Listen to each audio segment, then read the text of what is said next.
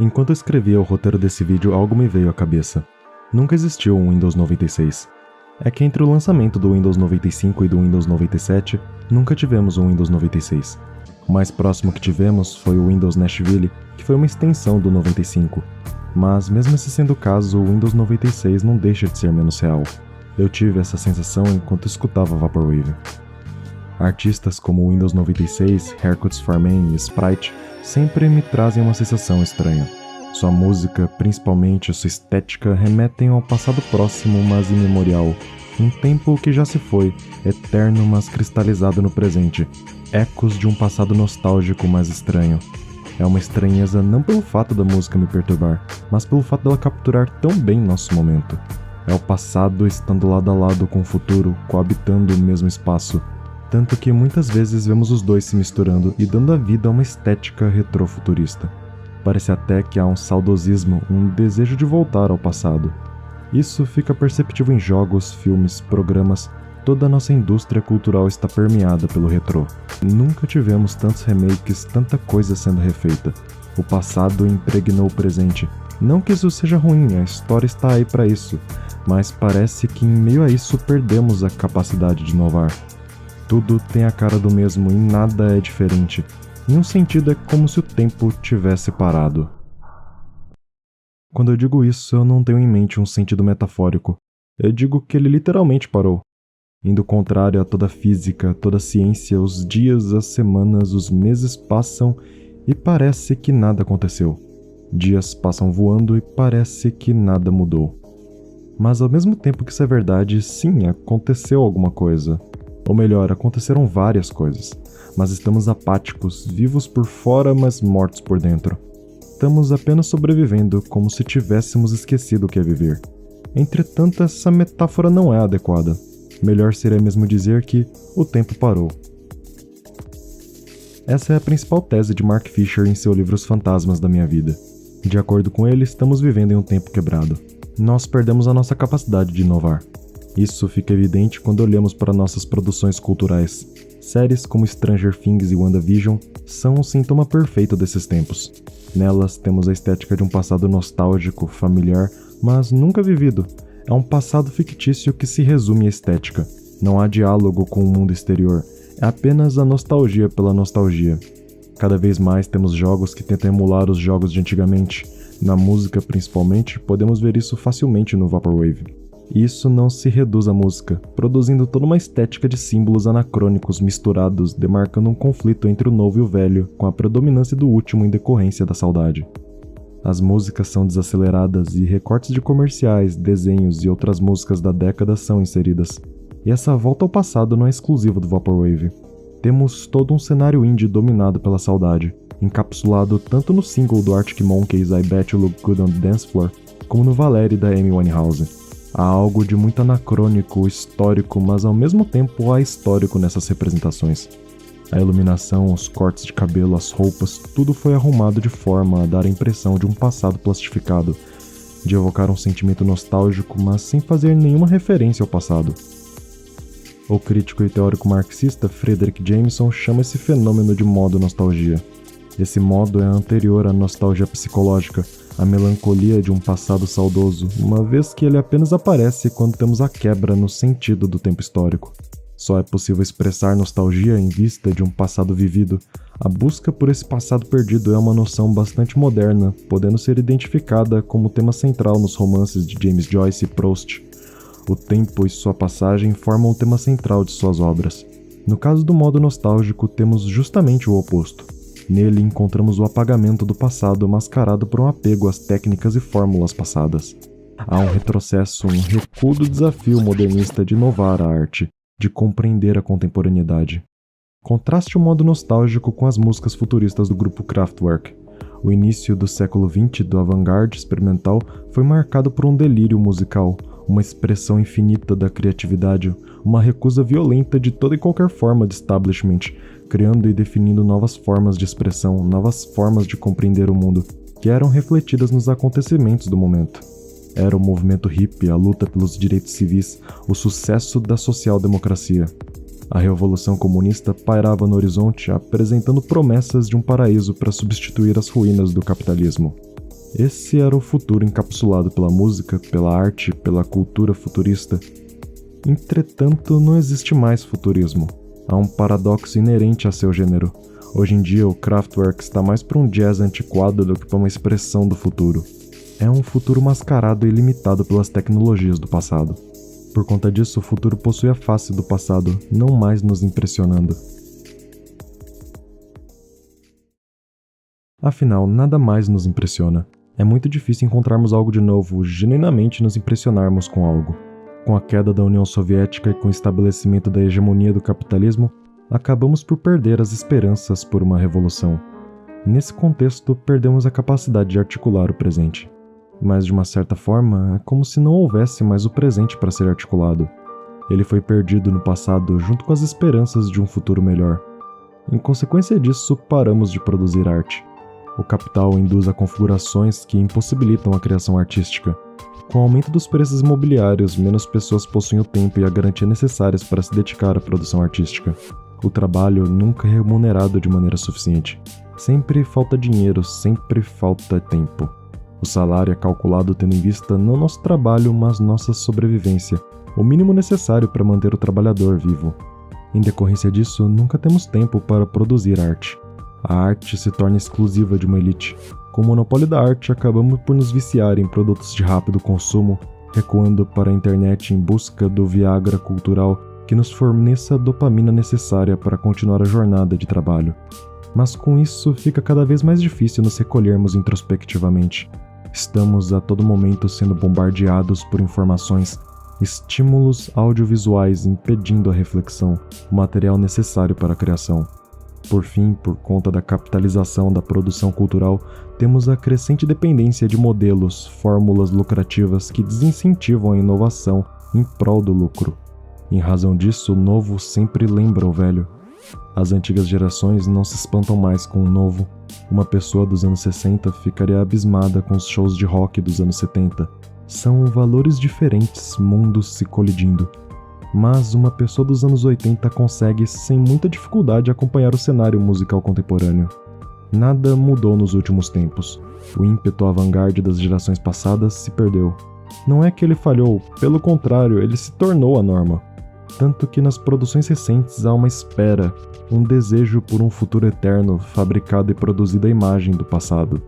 Pois o passado, que era revolucionário, se perdeu, tornando-se uma ilusão nostálgica. Estamos presos no passado, nos tornamos incapazes de imaginar um futuro melhor. Um fantasma paira sobre o presente, mas ele não é qualquer assombração. Se antes a Europa era assombrada pelo fantasma do comunismo, como diria Marx no Manifesto Comunista, o que estamos vivendo nos dias de hoje é justamente o oposto. É o desaparecimento dessa assombração. Esse desaparecimento não pode ser compreendido sob termos ontológicos. A ontologia é o estudo dos seres. Ela é limitada por aquilo que existe. Mas a condição do fantasma não pode ser apreendida pela ontologia. Não se trata de um ser, mas justamente da ausência dele. Foi refletindo sobre isso que Jacques Derrida, em seu livro Espectros de Marx, cunhou o termo ontologia. Esse termo, uma piada com o conceito de ontologia, significa o estudo daquilo que não existe. Em outras palavras, o estudo de fantasmas. O fantasma é aquilo que ainda não é, mas que já se foi. Ele é uma ausência presente, uma falta inarticulável, que se traduz em um presente ausente, em uma constante assombração. A assombração é um luto que deu errado. No luto temos um ritual que elimina o desejo junto com o objeto morto.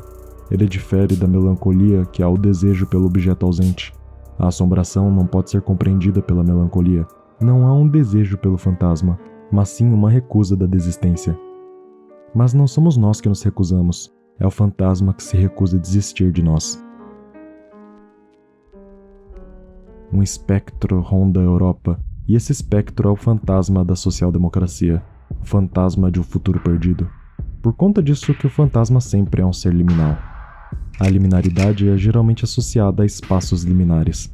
Esses espaços, popularizados pelo subreddit r-liminal space, são lugares que, enquanto familiares, acabam por despertar um desconforto em nós.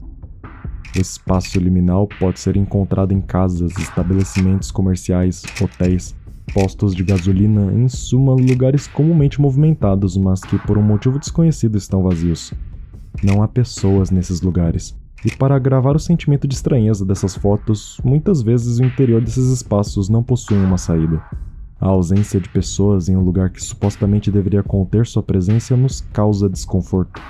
Isso porque os espaços liminares são caracterizados como entre-espaços. Eles são pontes que ligam seu local ao seu destino. Em um sentido, o espaço liminal pode ser caracterizado como um espaço limite ou um espaço de transição. Nessa transição, temos uma fronteira que separa dois mundos, tanto que os espaços liminares são muitas vezes associados ao desconhecido, estando nos limites da linguagem no mundo dos sonhos. Eles beiram a ficção, misturando-se com a realidade, causando o dividido sentimento de desconforto familiar. Apesar do sentido popular das palavras geralmente destoar de sua origem, o significado adquirido pelo espaço liminar reflete suas raízes na antropologia. Criado pelo pensador Arthur Van Gennep e popularizado por Victor Turner, o termo é usado para indicar um tipo de ritual presente em todas as sociedades. A sociedade pode ser entendida como uma estrutura de posições. Cada um assume um papel dentro da sociedade, e seu significado é derivado de sua posição em relação aos outros. Isso pode ser visualizado de forma mais fácil se compararmos a sociedade a uma casa. Da mesma forma como uma casa, a sociedade pode ser dividida entre quartos e corredores. A separação entre os dois é realizada pela porta. Ao mesmo tempo que ela guarda diferentes quartos de uma casa, a porta também é o limite entre o mundo doméstico e o mundo público. Ao passar pela porta, saímos do mundo familiar e nos unimos ao estranho. Por conta disso, muitos rituais do mundo antigo utilizam a porta como um local mágico. Ele é o limite entre os dois mundos, uma demarcação entre o sagrado e o profano. O sagrado está presente a todo momento na vida humana. A única divisão social claramente marcada na modernidade é entre o mundo secular e o religioso. O embate entre o sagrado e o profano permeia a vida social, tanto que nosso papel dentro da sociedade é definido por essa interação, ao ponto de que transitar de um para o outro sem um período de transição pode vir a causar imensos desconfortos ao indivíduo. Toda mudança na vida de uma pessoa, todo movimento dentro da estrutura social envolve ações e reações entre o sagrado e o profano. É a festa de despedida de solteiro, a missa de sétimo dia, o aniversário de 15 anos, é a passagem da adolescência para a vida adulta, o nascimento de uma criança, a entrevista de emprego e a morte de um querido. A inserção de uma pessoa dentro dessa posição se dá através de um rito de passagem. Sendo mais exato, o rito de passagem é um estado de transição que indica uma mudança de estado. Nascimentos, funerais, casamentos, divórcios, todos esses momentos podem ser entendidos como mudanças ontológicas. Quando uma garota se torna uma mulher, temos uma transformação existencial. Nesse processo, não temos uma simples aquisição de conhecimentos. Há toda uma mudança de ser, uma reestruturação e construção de uma nova identidade. Por conta dessa mudança estar relacionada com uma parte tão essencial da pessoa, ela é acompanhada por um rito de passagem que garanta que a pessoa se adeque à nova realidade. Van Gennep dividiu os ritos de passagem sob 3 fases: separação, liminalidade e agregação. A primeira fase é caracterizada pelo distanciamento simbólico do indivíduo. Ele é retirado de seu grupo ou de seu posto de origem e isolado dos outros. A segunda etapa é marcada pela introdução da ambiguidade à sua identidade. O iniciado deixa de ser o que antes era, mas ele ainda não é o que ele pretende ser. Ele oscila entre 2 mundos, deixando para trás um mundo antigo em favor de um mundo nunca experienciado. O iniciado está entre o antigo e o novo. Isso significa que ele não é nem um nem outro ainda. Ele não está aqui nem ali. Ele não está em nenhum lugar. Ele deixa de ser classificado por sua posição social antiga, mas ele ainda não está pronto para ser qualificado pelo que está por vir. Em sociedades antigas, esse estado é simbolizado por processos biológicos. Durante o processo, o iniciado está se decompondo. Lentamente, sua matéria é restituída à Terra. Mas ao mesmo tempo que ele se decompõe, ele acaba por incorporar processos metabólicos. Há a possibilidade de crescimento, transformação e reformulação nessa fase, decorrente da síntese das novas e antigas experiências que acabam por definir sua nova posição na sociedade. O iniciado é esse paradoxo ambulante. Por um lado, ele não pode ser concebido como morto ou vivo, mas por outro, ele está vivo e morto. Ele possui existência física, mas não uma realidade social. Por conta disso, ele precisa ser escondido. Sua mera presença causa espanto, pois ele é algo que não deveria estar aqui. Nesse meio caminho, nesse período de transição liminal, o iniciado entra em contato com uma nova realidade jamais experienciada. Não há como prever o resultado do período liminal. Esse período é um tempo da experimentação, pertencente ao campo da pura possibilidade. Nele são erguidas novas formas de pensamento que levam a novas configurações e novas relações. Mas ao seu fim essas mudanças acabam por ser suprimidas na terceira fase, onde o indivíduo é reintroduzido à sociedade. Terminado o período de liminaridade, o indivíduo adquire sua nova posição, restituindo-lhe seus direitos e impondo a ele novos deveres. Apesar da experiência liminal, é esperado que o indivíduo conforme-se à sociedade. Entretanto, o rito de passagem não é exclusivo de indivíduos. Como notado pelo antropólogo Bjorn Thomason, ele pode ser aplicado a estados emocionais de um grupo, podendo se estender às sociedades. É nesse sentido que é possível falarmos de um estado de guerra, paz ou de fome. Da mesma forma como existem esses estados, também existe o estado de transição. Não é possível determinar o seu resultado final. Ele pode ser tanto destrutivo como construtivo. O estado de transição é marcado pela quebra de dogmas, pelo surgimento de questionamentos radicais em decorrência de eventos extremos que ameaçam a ordem existente.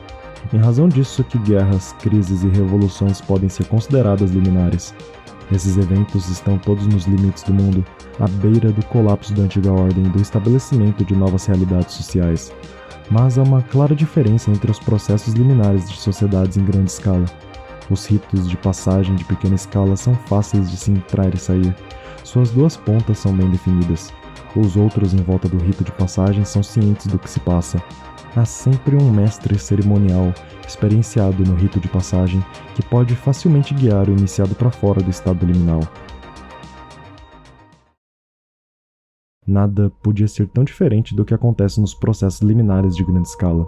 Não existem mestres, muito menos uma saída fácil para isso.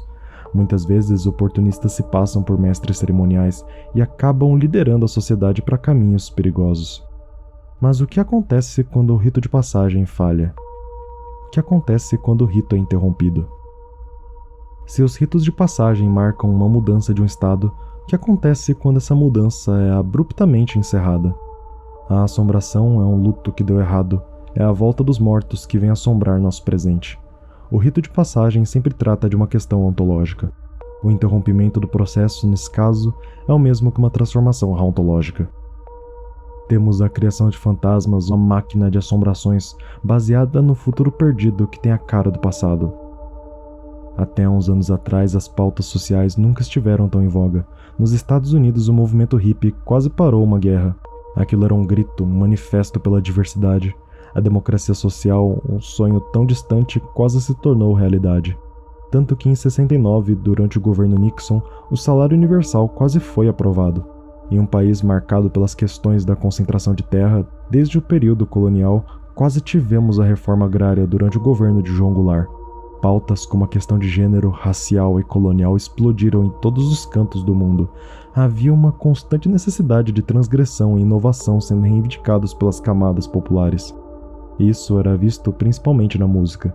No século XX, a música teve o papel de pavimentar um futuro constituído de diferenças. Não seria um futuro branco, hétero e masculino. Com o surgimento do rock e o crescimento do movimento hippie, tivemos o começo de uma dissolução dessa identidade. Os clipes, os trejeitos, o vestuário, tudo gritava mudança por um ideal de justiça e igualdade. Mas parece que de uns anos para cá nos tornamos incapazes de produzir um futuro melhor. Com os avanços do neoliberalismo, tivemos a morte da social-democracia. Isso se reflete na música. Ela se torna um espelho para os interesses capitais. Há um desestranhamento da música, tudo acaba por parecer o mesmo. A música passa a ser massificada para o consumo e com isso perde sua antiga aura de estranheza e do desconforto causado pela transgressão. A cultura de celebridades, o culto à aparência, a realidade dos entretenimentos populares criam uma identidade fixa, repetível e lucrativa. Não precisamos ter ideias novas, uma vez que a massificação é uma garantia de lucro. E com isso morre o ímpeto criador, a possibilidade de imaginar um futuro através da arte. Sem a arte, perdemos a capacidade de lutar, de nos revoltarmos e, em um certo sentido, de existir. Existir é rebelar-se contra o destino, revoltar-se contra os deuses, e isso é negado na completa subordinação ao estado das coisas. Nos tornamos apáticos e o espaço à nossa volta reflete isso. Com o interrompimento do rito de passagem, perdemos contato com o mundo. Estamos presos na fase liminal em um limbo sem começo e sem saída. Não estamos nem vivos e nem mortos. Sobre nós paira um sonho, o espectro da social-democracia, tão perto, mas infinitamente tão distante. Como consequência disso, dessa condição paradoxal, acabamos de transformar o mundo em um espaço liminal. Esses espaços vazios, abandonados, estranhos, são uma representação física das promessas da era moderna.